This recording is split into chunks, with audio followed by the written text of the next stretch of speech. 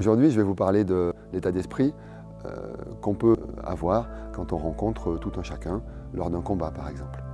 Donc on est dans un Jigeiko, je dirais, où en fonction de la personne, le combat que l'on fait n'est pas le même. Voilà. Quand on rencontre, par exemple, on va prendre le cas d'une rencontre avec quelqu'un qui est de son niveau.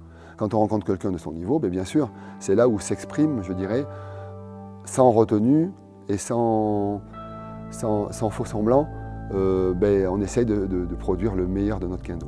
Donc on a un aspect technique, donc on essaie de produire les meilleures techniques que nous savons faire, et en même temps un aspect psychologique et mental, c'est-à-dire qu'on est quelqu'un face à quelqu'un de notre niveau, donc on doit élever notre mental au meilleur de ce que l'on peut faire pendant le combat.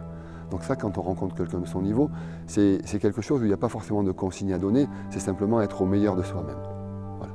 Quand par exemple on rencontre une personne âgée, donc on rencontre une personne âgée, ça arrive souvent dans le kendo, qu'une personne ait commencé tard et se retrouve, quand on dit personne âgée, 65, 70 ans, on en a quelques-uns au budo, qui pratiquent avec ferveur, mais avec bien sûr leur capacité à leur âge. Et donc ces gens-là sont vraiment une façon de concevoir le kendo. Ils pratiquent dans un monde particulier, ils ont leur façon de faire. Et si on ne vient pas à leur rencontre, si on ne vient pas à la rencontre de leur kendo, et qu'on ne joue que par exemple par la vitesse on peut aller très vite, on leur met quelques frappes, et puis alors, que va-t-on en retirer de tout ça?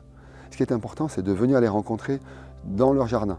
On vient les rencontrer dans leur jardin de kendo, donc avec leur capacité, leur force physique, leur vitesse d'exécution, et finalement, on échange, on se retrouve à discuter un petit peu du même sujet.